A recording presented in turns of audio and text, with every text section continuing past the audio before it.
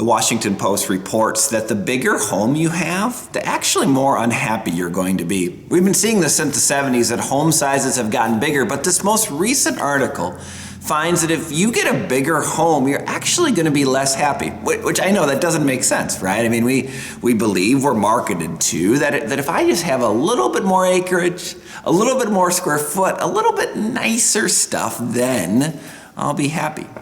But this Washington article describes how, and it makes sense, if you have the bigger house, you got to work more. If you have the bigger house, you have a longer commute. If you have the bigger house, so much of your time is with the house, not with family, not with friends, not with God, not with others.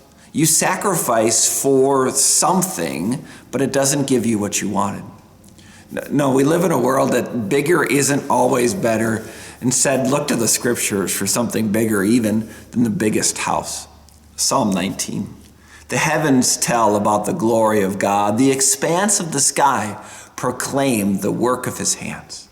Talk about a big house. Look at heavens. Look at earth. Look at everything that God has created for us. It proclaims his glory.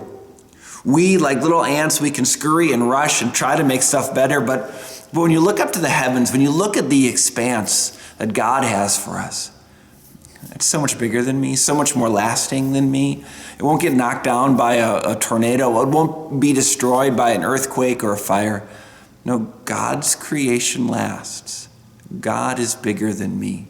Instead of rushing around this Wednesday trying to find happiness for yourself, come to God's house, worship with us, meal at 6 o'clock, worship service at 6:45 or so, to see how big God is, how gracious he is, and his glory being proclaimed today and always.